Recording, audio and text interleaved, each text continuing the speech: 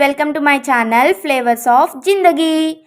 ఈరోజు మాకు వర్షం వస్తుంది. ఈ వర్షంలో ఏదైనా వేడి వేడిగా తినాలనిపించింది.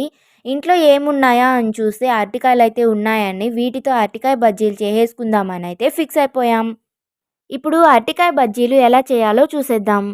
ముందుగా కొద్దిగా శనగపిండి తీసుకొని వాము ఒక స్పూను, కొద్దిగా సాల్ట్ వేసుకొని అలానే కొద్దిగా ఫుడ్ కలర్ వేస్తున్నాను. వీడియోలో మంచిగా కనిపించడానికి మాత్రమే.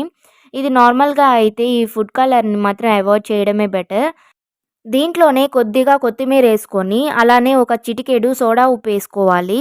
ఇది ఎక్కువ మాత్రం అస్సలు వేయద్దు. ఎక్కువ వేసామంటే ఆయిల్ ఎక్కువ పీల్చేస్తుంది.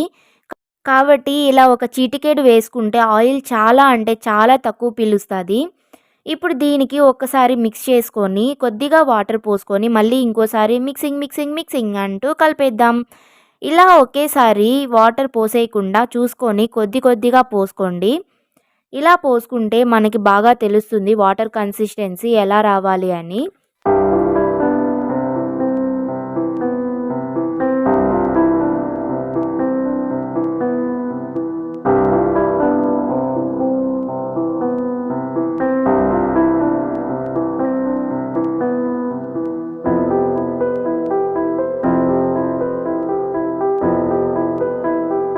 చూసారా, మనకి ఈ బజ్జీల పిండి అయితే ఈ కన్సిస్టెన్సీలో ఉండాలి.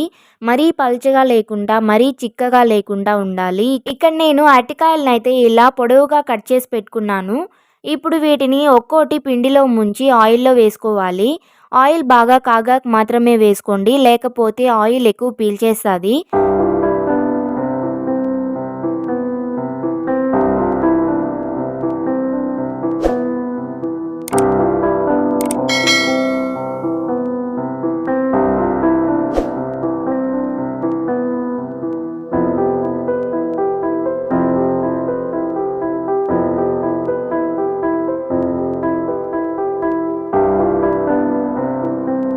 ఇలా బజ్జీలు వేసుకొని చిన్నగా ఇంకో సైడ్కి తిప్పుకోవాలి. ఇలా కొంచెం గోల్డెన్ బ్రౌన్ కలర్ వచ్చాక తీసుకోవాలి.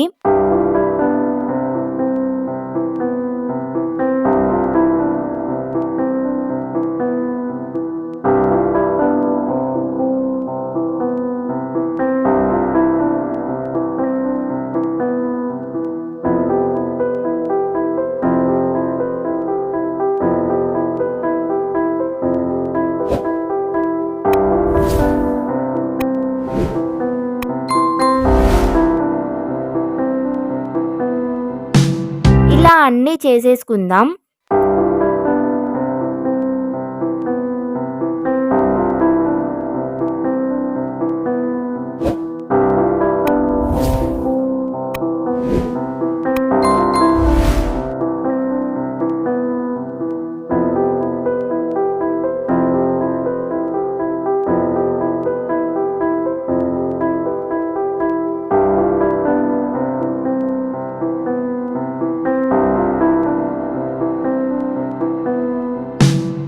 తర్వాత అంతే, వేడి వేడి అరటికాయ బజ్జీలు అయితే రెడీ.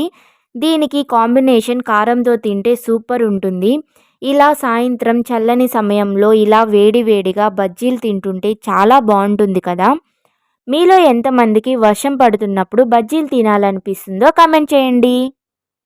అలానే ట్రై చేసి ఎలా వచ్చిందో కామెంట్ చేయండి. ఈ వీడియో మీకు నచ్చినట్లయితే లైక్ చేయండి, షేర్ చేయండి, అలానే సబ్స్క్రైబ్ చేసి మీ ఫ్యామిలీ అండ్ ఫ్రెండ్స్ దగ్గర కూడా చేయిస్తారని ఆశిస్తున్నా.